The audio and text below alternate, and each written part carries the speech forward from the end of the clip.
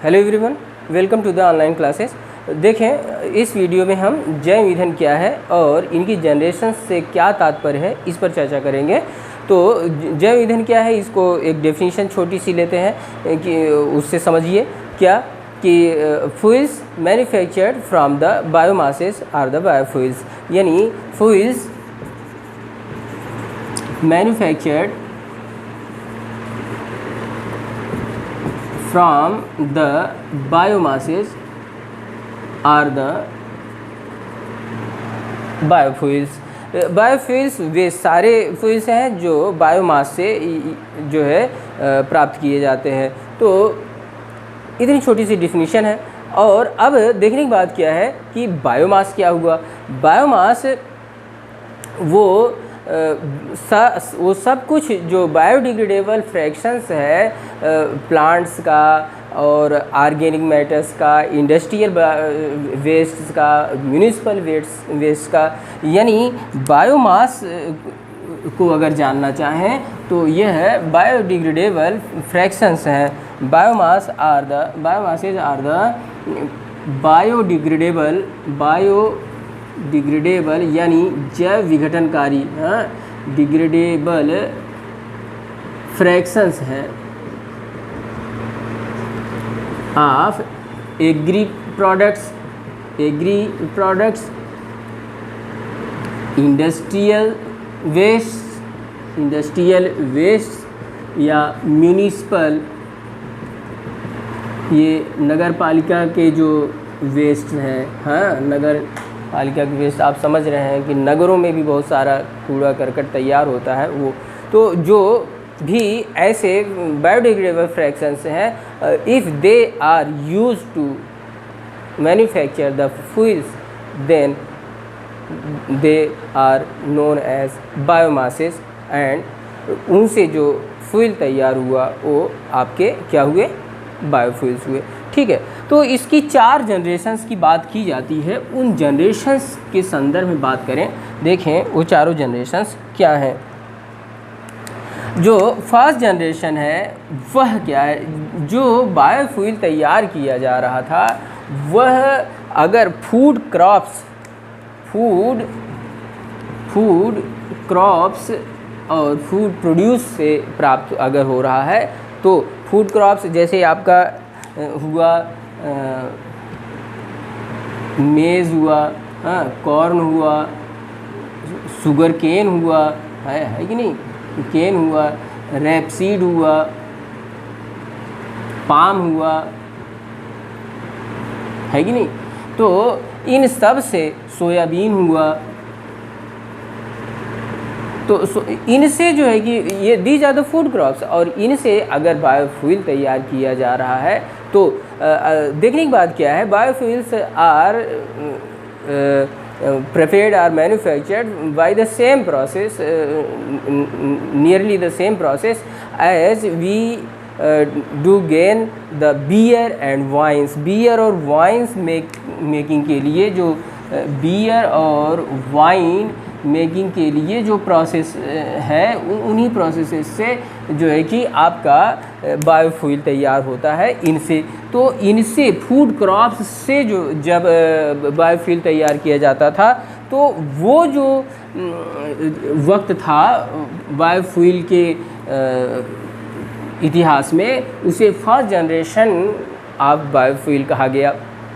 अच्छा, क्यों उससे आगे बढ़ने की ज़रूरत पड़ी, क्योंकि बायोफ्यूल जो इनसे तैयार हुआ करता था फूड क्रॉप से, उससे एक चुनौती हो गई। अभी तक जो क्रॉप्स केवल फूड और फीड के लिए, खाने और खिलाने के लिए उपयोग में आते थे, अब वे जो है कि बायोफ्यूल्स के लिए तो एक 2 सिक्योरिटी का यहाँ पर इशू आ गया, एक फूड सिक्योरिटी का, एक फूड सिक्योरिटी का। वैसे ही आबादी बढ़ रही, तो फूड सिक्योरिटी के कंसर्न में जो है कि फूड क्रॉप्स का यूज़ होना था, तो अब वो जो है कि जो फूड सिक्योरिटी है उसके लिए यूज़ होने लगा। तो the conflict rises here between the food security and food security.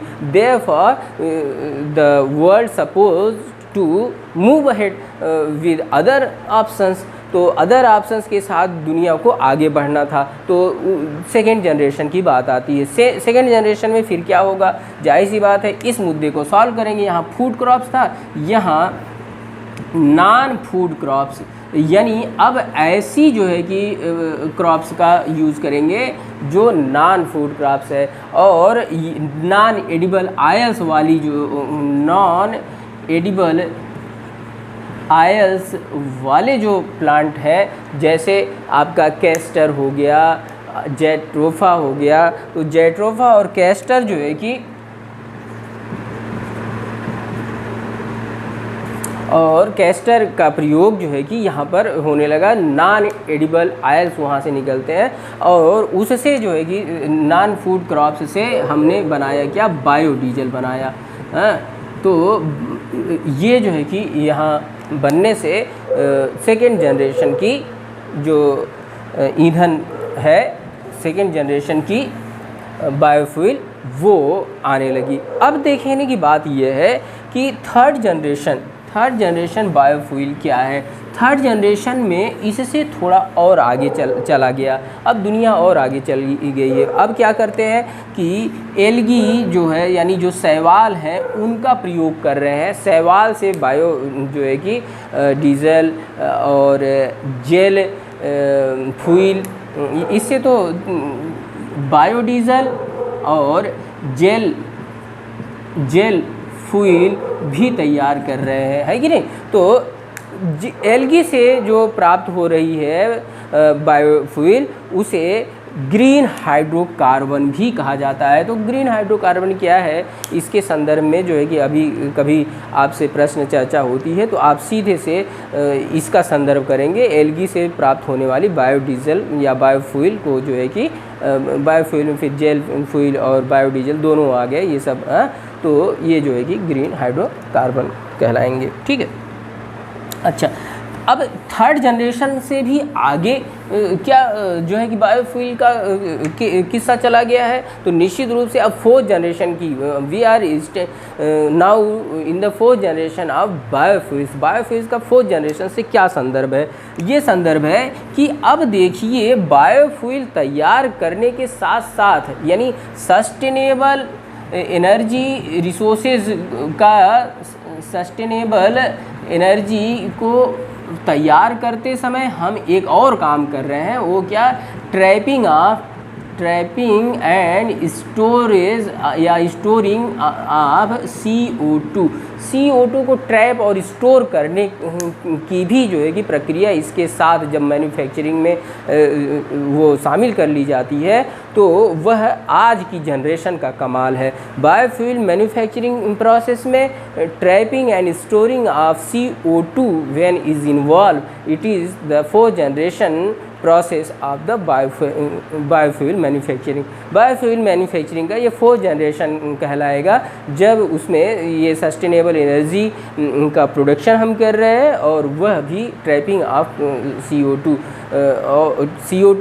को स्टोर कर ले रहे हैं, जो यानी एक प्रकार से कार्बन निगेटिव वे में जा कर के प्रोसेस को आगे बढ़ रहे हैं बायोफ्यूल मैन्युफैक्चरिंग का। तो वो फोर्थ जनरेशन का जो है कि बायोफ्यूल मैन्युफैक्चर है, और अब दुनिया फोर्थ जनरेशन 4G बायोफ्यूल के दौर में पहुंच चुकी है।